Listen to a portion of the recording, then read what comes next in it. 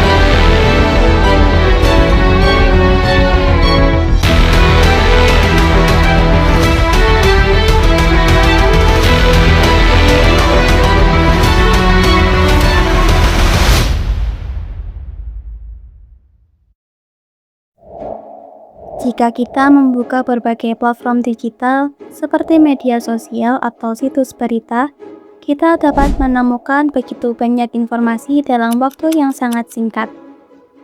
Informasi tersebut mencakup berbagai bidang, mulai dari kesehatan, bencana, hingga isu sosial dan politik.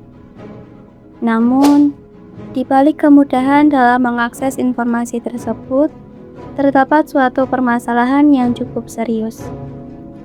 Tidak semua informasi yang beredar dapat dipastikan kebenarannya. Bahkan, sebagian informasi justru bersifat menyesatkan dan berpotensi memberikan dampak negatif bagi masyarakat. Oleh karena itu, penting bagi kita untuk memahami bagaimana peran media penyiaran dalam membantu masyarakat menghadapi fenomena misinformasi ini.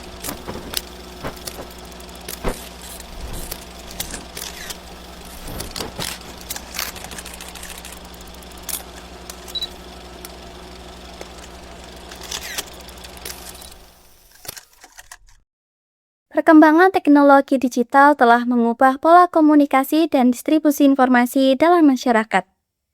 Jika pada masa sebelumnya, informasi hanya disampaikan melalui media penyiaran seperti televisi dan radio, kini setiap individu dapat menjadi penyebar informasi melalui media sosial. Perubahan ini menyebabkan proses penyebaran informasi menjadi jauh lebih cepat dan tidak terbatas. Namun, di sisi lain, tidak adanya proses penyaringan yang ketat dalam media sosial menyebabkan informasi yang tidak benar dapat dengan mudah tersebar. Hal inilah yang menjadi salah satu penyebab utama meningkatnya misinformasi di era digital. Misinformasi merupakan informasi yang tidak akurat, tidak lengkap atau tidak sesuai dengan fakta, tetapi tetap disebarkan dan dipercaya oleh masyarakat. Berbeda dengan disinformasi yang disebarkan dengan sengaja, misinformasi seringkali disebarkan tanpa adanya niat untuk menyesatkan. Namun, meskipun tidak disengaja, dampak dari misinformasi tetap dapat merugikan. Misinformasi biasanya memiliki beberapa karakteristik. Yang pertama, informasi tersebut seringkali bersifat sensasional atau berlebihan. Kedua, informasi tersebut tidak memiliki sumber yang jelas atau berasal dari sumber yang tidak kredibel. Dan yang ketiga, informasi tersebut seringkali memanfaatkan emosi seperti rasa takut atau kemarahan agar mudah dipercaya. Karakteristik inilah yang membuat misinformasi mudah menyebar di masyarakat.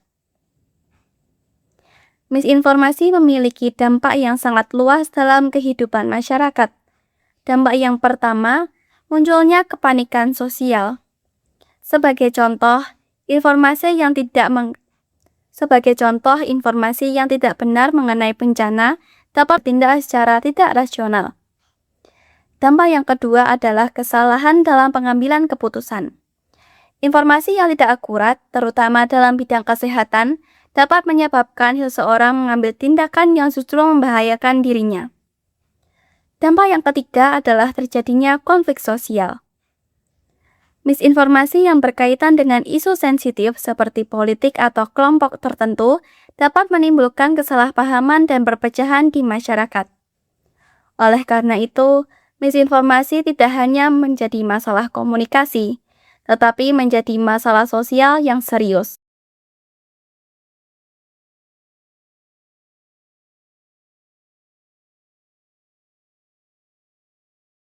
Dalam menghadapi permasalahan tersebut, media penyiaran memiliki peran yang sangat penting. Media penyiaran tidak hanya berfungsi sebagai penyampai informasi, tetapi juga sebagai institusi yang memiliki tanggung jawab sosial terhadap masyarakat. Hal ini tercermin dari adanya standar jurnalistik yang harus dipatuhi oleh media penyiaran. Setiap informasi yang akan disiarkan harus melalui proses yang ketat, seperti verifikasi data, konfirmasi kepada narasumber, serta proses penyuntingan. Dengan adanya proses tersebut, media penyiaran dapat memastikan bahwa informasi yang disampaikan memiliki tingkat akurasi yang tinggi. Dalam konteks penanggulangan misinformasi, media penyiaran berperan sebagai penyeimbang terhadap penyebaran hoaks. Ketika hoaks menyebar dengan cepat di media sosial, media penyiaran hadir untuk memberikan klarifikasi berdasarkan fakta. Perbedaan utama antara media sosial dan media penyiaran terletak pada proses penyaringannya.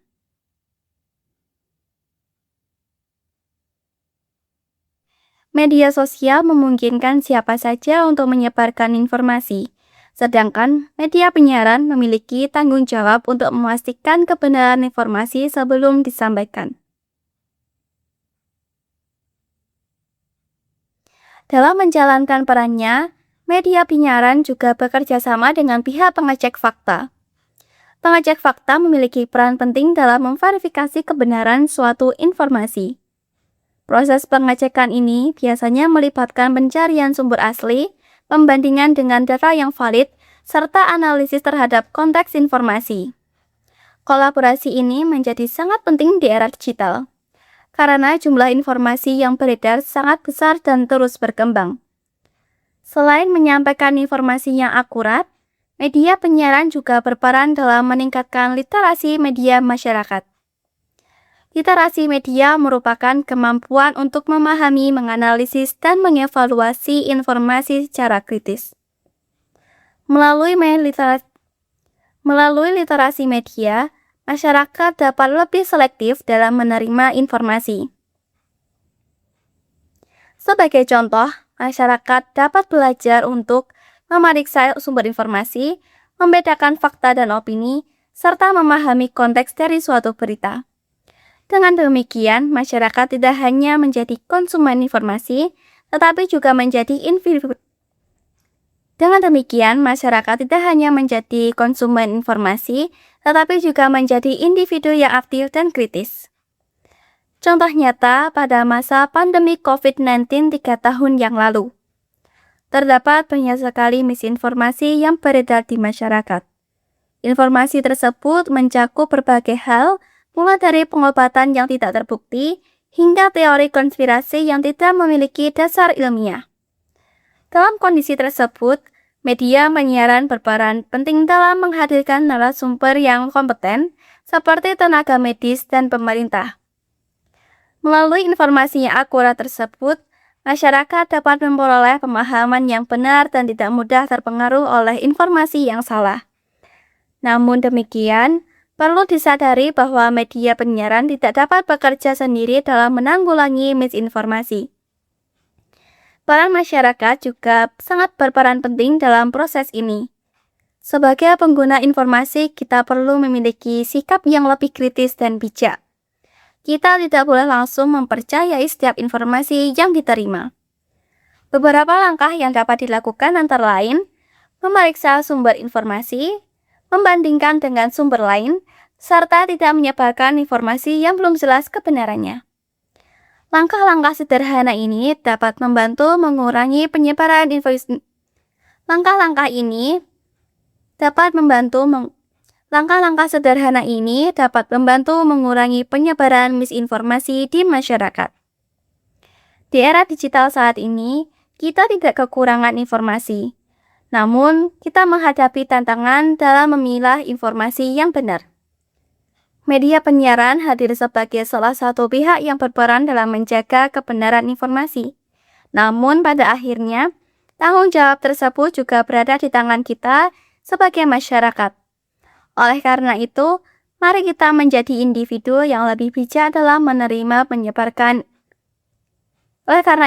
kita menjadi seseorang yang lebih bijak dalam menerima dan menyebarkan informasi. Apakah kita akan menjadi penyebar misinformasi? Apakah kita akan menjadi penyebar misinformasi atau menjadi bagian dari solusi? Terima kasih. Wassalamualaikum warahmatullahi wabarakatuh. Sabay ng paglawak ng teknolohiya, maraming video, litrato ang mukhang makatotohanan sa unang tingin. Pero mapanlin lang pala at kaduda-duda.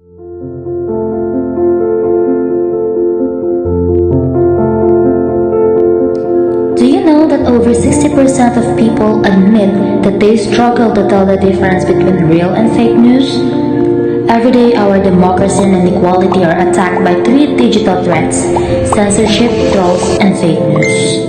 Every day, we are surrounded by information, news articles, posts, comments, and videos, but not all of it is true. Some of it is hidden, some of it is twisted, and some of it is completely fake. Censorship means blocking or hiding information. Sometimes it is used to protect people, but often it is used to silence voices, especially those who speak against injustice. Now, let us move on to the trolls. Trolls are individuals who spread hate, lies, or destructions online. They attack people with insults, false claims, or misleading comments. At first, trolls may seem like just an annoyance, but their impact is deeper. They weaken trust in online communities, they make people afraid to speak up, and they create division by targeting certain groups, making them feel powerless. When trolls dominate conversations, meaningful dialogue is lost. Instead of building understanding, society becomes more divided and confused. Fake news spreads false stories that look real. It can be about politics, health, or even everyday events. The danger of fake news is that it spreads faster than truth. People share it without checking, and soon entire communities believe lies. Fake news can influence elections, damage reputations, and even put lives at risk. When people believe false information, society becomes confused. Communities are divided because they argue based on lies instead of facts. And once trust is broken, it is very hard to rebuild. This is how fake news promotes social disparities, because those who control the lies gain power, while ordinary people are misled. Censorship, trolls, and fake news may seem like separate problems, but together they create a cycle of manipulation. Censorship hides the truth, trolls spread hate, fake news confuses people. The result is social confusion and inequality. Some voices are silenced, others are attacked, and many are misled.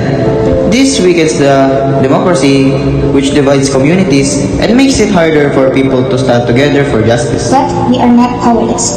We can fight back against information manipulation. First, always check sources before sharing. Second, don't feed the trolls. Ignoring them takes away their power. Third, speak up when censorship hides important truths. And lastly, promote digital literacy. Teach others how to recognize fake news and resist manipulation. Together, we can protect fairness, truth, and unity. Censorship, trolls, and fake news are not just internet problems. They are threats to our communities, our voices, and our future. If we stand for truth, respect, and unity, we can stop manipulation and build a society that is fair and strong. Choose truth. Stop manipulation. Protect our future.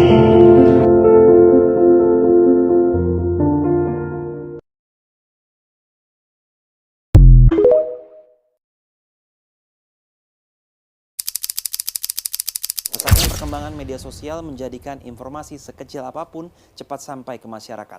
Sayangnya pesatnya perkembangan media sosial tersebut tidak dibarengi oleh kemampuan masyarakat untuk membedakan mana berita yang benar dan mana yang salah atau hoax. Hoax atau berita palsu adalah informasi bohong tetapi dibuat seolah-olah benar. Hoax atau berita bohong seringkali mendominasi media sosial seperti belakangan ini. Tidak hanya informasi berupa tulisan, tetapi juga gambar, bahkan video. Sejumlah penelitian di luar negeri dan Kementerian Komunikasi dan Informatika mencatat masyarakat Indonesia malas membaca buku, tapi sangat suka menatap layar gadget berjam-jam, ditambah paling cerewet di media sosial. Kecepatan jari untuk like, komen, dan share dinilai melebihi kecepatan otaknya.